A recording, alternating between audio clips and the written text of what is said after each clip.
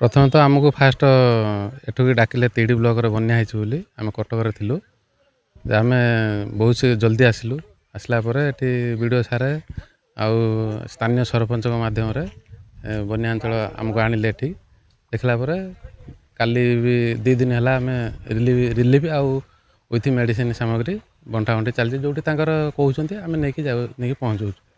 आमर ओड्राफ पूरा टीम आसचु पूरा टीम रू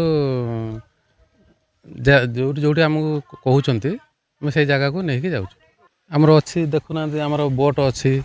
आउ बोट मध्यम आम जाकि पाखे पहुँचू बहुत जगार अच्छी माने मेसीन चलूनी से जगार भी आम वर्ड्स मारिकी नहीं लोक आमर कम है लोक साहाय्य पहुँचेगा आमको स्थानीय लोक मध्यम से आमको जनइले आम तुरंत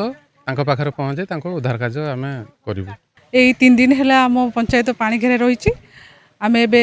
गोटे वार्ड जाइलु जोटा 11 नंबर वार्ड काशिनपुर को लगी हूँ रेबघाट और भंजनगर भंज साई कहते तो से वार्ड में 400 पाखापाखि लोक पानी घेरा भितर अच्छा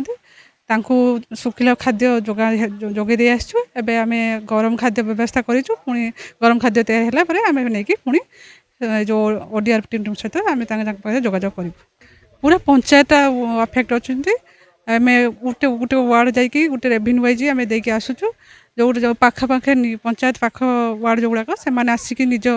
निज खाद्य नहीं जाऊँ सुखिला खाद्य अन्य जो वार्ड जोटा पानी घेरा रही से आसी पारना आम एनडीआरएफ टीम थ्रे जाकि पहुँचुछु बहुत शोचनीय अवस्था रोच चेष्टा करुँ समस्त पाखर सुखिला खाद्य पहुँचू रंधा खाद्य भी पहुँचू समस्त सुविधा व्यवस्था कहले पूरा पंचायत मैंने 2000 पाखापाखि लोक पानी घेरा अच्छा आस्ते आस्ते पानी कमिला लोक अवस्था टिके अवस्था भल अच्छे आगु आशा करुँ 5 कमिज लोक भल आगे भल।